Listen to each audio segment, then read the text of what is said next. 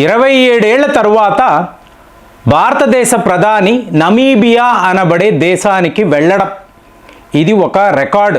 అంటే మోదీ గారు ఆఫ్రికాలో 5 దేశాలకు వెళ్ళారు అంటే 4 అవార్డ్స్ అండి. ఇదంతా ఏమిటంటే హైయెస్ట్ సివిలియన్ అవార్డు. మన దేశంలో భారత్ రత్న ఇస్తారు చూసారా, ఆ టైప్లో ఈ దేశాలు ఈయన్ని సన్మానించారు. మీరు ఇలా చూస్తే 27 అవార్డ్స్ ఈయనకి. మరి ఇది ఒక పెద్ద విషయం. అంటే ఒక భారతదేశ ప్రధానమంత్రిగా మనము గర్వంగా ఫీల్ అవ్వాలి. కానీ ఇవాళ మీరు కొన్ని మీడియా సంస్థలు, ముఖ్యంగా ఈ జర్నలిస్టులు, మేధావులు ఉంటారు చూసారా, వాళ్ళు ఏమంటున్నారు అంటే ఏదో ఒక రకంగా ఈ నమీబియాను చైనా నుంచి దూరము చెయ్యాలి, సో మనము మెల్లమెల్లగా నమీబియాను మన ఫ్రెండ్లీ కంట్రీగా మార్చుకోవాలి అనే ప్రయత్నములో, అంటే నమీబియా సౌత్ ఆఫ్రికా నుంచి స్వతంత్రము పొందడానికి భారత అతి ముఖ్యమైన కారణమని వాళ్ళ పుస్తకాల్లో రాయబడి ఉంటుంది. అలాంటిది చైనా నుంచి నమీబియాను దూరము చేయడానికి మనము ఇలా వెళ్ళాము, మోదీ గారు ఆ దేశానికి వెళ్ళారు అని చెప్పి కథనాలు రాస్తున్నారు. ఇందులో ఏంటంటే నమీబియా అంటేనే ఈ లిథియం అంటారు కదండి, ఇప్పుడు ఎలక్ట్రిక్ వెహికల్స్ యొక్క బ్యాటరీస్ లిథియం బ్యాటరీస్ అంటారు.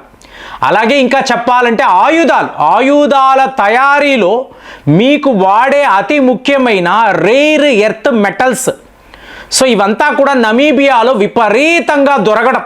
అంటే ఒక యుద్ధ విమానము అనండి, లేదా కంప్యూటర్ సిస్టమ్స్, సెమీ కండక్టర్స్, ఇవంతా ఏంటి చైనాలో కదా.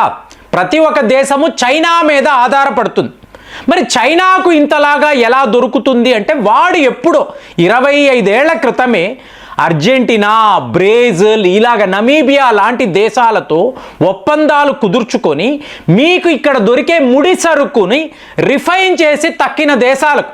ఇప్పుడు డొనాల్డ్ ట్రంప్ ఏం మాట్లాడాడండి, చైనా మీద మేము ఇంత ట్యాక్స్ విధిస్తాము అంటే విధిస్తావా, విధించు, మేము ఈ రేర్ ఎర్త్ మెటల్స్ అనేవి నీకు సప్లై చెయ్యము. ఒక బ్లాక్మెయిల్. సో చైనా ఇలా చేసేటప్పటికి అమెరికా వాడు భయపడ్డాడు. సో డొనాల్డ్ ట్రంప్ గారు అడుగుతున్నారు, సరే మన గొడవలు అలా ఉంచు, ఆ రేర్ ఎర్త్ మెటల్స్, ఆ మినరల్స్ ఉన్నాయి కదా మాకు పంపించు. అంటే అందితే జుట్టు, అందకపోతే కాళ్ళు. సో ఇది డొనాల్డ్ ట్రంప్ తీరు.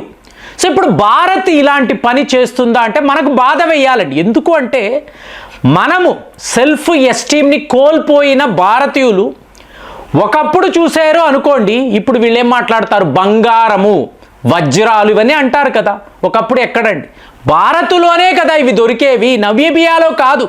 మనము వాళ్ళ దగ్గరికి వెతుక్కొని వెళ్ళి, అయ్యా బాబు మీరు మెటల్స్ ఇవ్వండి, మినరల్స్ ఇవ్వండి, మీతో మేము ఒప్పందాలు పెట్టుకుంటాం, ఒక అమెరికా లాగో చైనా లాగో కాదండి. మీకు ఈ ఖండము కాంటినెంటల్ డ్రిఫ్టింగ్లో ఒకప్పుడు ఈ భారత ఖండము కూడా ఆఫ్రికాతో కలిసే ఉండేది. అక్కడ ఏమేమి దొరుకుతున్నాయో సర్వము ఇక్కడ భారత్లో దొరుకుతుంది.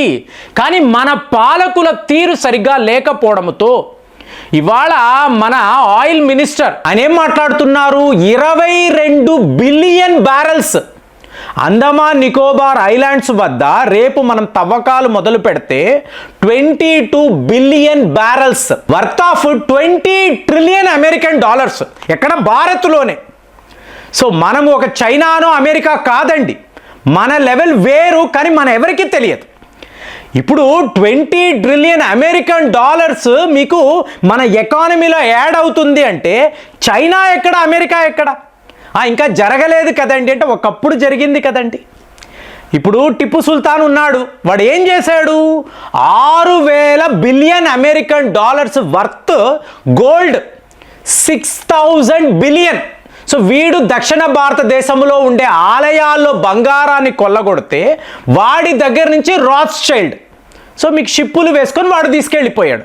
మరి ఒకప్పుడు ఉండింది కదా, ఇవాళ కూడా అండి, అప్పుడు ఏముందండి, ఇవాళ కూడా మీరు ఆలోచించారనుకోండి, ఆ రోజుల్లో మనం ఏం మాట్లాడుతున్నాము, ప్రపంచంలో ఉండే ప్రైవేట్ గోల్డ్, ప్రభుత్వానికి కాదు ప్రైవేట్గా, అంటే మీ ఇంట్లో నా ఇంట్లో ఉండే బంగారం ఏంటి 63% భారత్లోనే ప్రైవేట్ గోల్డ్ చెప్తున్నాను. అంటే ఇళ్లలో మనం దాచుకునేవి, ఈ పెళ్ళిళ్ళ కోసం వాడేవి 63% ప్రైవేట్ గోల్డ్ ఒక్క భారత్లోనే దొరికేది. ఇవాళ కూడా 38% ప్రైవేట్ గోల్డ్ భారత్లోనే. ఏది ప్రపంచంలో ఉండే, మీరు అమెరికా, యూకే, చైనా ఎక్కడైనా తీసుకోండి, టోటల్గా బంగారము అన్నారు అనుకోండి, భారత్లో 38% ప్రైవేట్ గోల్డ్ ఉంటుంది. మనం ఎవరిని అడగాలండి? ఎవరి దగ్గరికి వెళ్ళి అయ్యా బాబు అనాలి? వాళ్ళు అడుక్కుంటారు. మనకి ఏ రోజు ఆ పరిస్థితి లేదు. మనకు కావలసిన ఏమైనా ఆ ప్రకృతి మాత మనకు ఏం కావాలన్నా ఈ దేశంలో ఇస్తుంది. అలాంటిది మనము నమీబియా వాడి దగ్గరికి వెళ్ళి ఈ ఒప్పందాలు పెట్టుకొని మాకు ఇలా లీథియం ఇవ్వండి, ఇలాగ బంగారము ఇవ్వండి, వజ్రాలు ఇవ్వండి అని అడుగుతున్నాము అని చెప్పి అక్కడ కథనాలు వస్తున్నప్పుడు నమీబియా మనకు చాలా చాలా ఇంపార్టెంట్ అని చెప్పి మాట్లాడుతున్నాము అంటే ఇదంతా ఏంటంటే తెలియక మన గొప్పతనాన్ని మనము ఎప్పుడూ కూడా రియలైజ్ అవ్వలేదండి. మన పుస్తకాల్లో అంతా కూడా భారత్ ఇలాంటి ఒక దేశము, ఇక్కడ ఎక్కడ చూసినా బంగారము, వజ్రాలు దొరుకుతూ ఉంటాయి. ఇవాళ మనకు న్యాచురల్ రిసోర్సెస్ కావాలి అంటే ఒక నమీబియా అన్నారనుకోండి, ఒక ఎడారి లాంటి ఒక దేశం కనిపిస్తుంది. ఇంకొక వైపు అతిపెద్ద సముద్రం ఉంటుంది, అటువైపు చూసారు అంటే అడవులు ఉంటాయి. ఇవన్నీ కూడా భారత్లో మీకు కనిపిస్తుంది కదా. మీకు పెద్ద పెద్ద సముద్రాలు, మంచు కొండలు, ఎడారులు, అడవులు సర్వము భారత్లో కూడా ఉండడం ఇక్కడ మనం గుర్తుపెట్టుకోవాలి.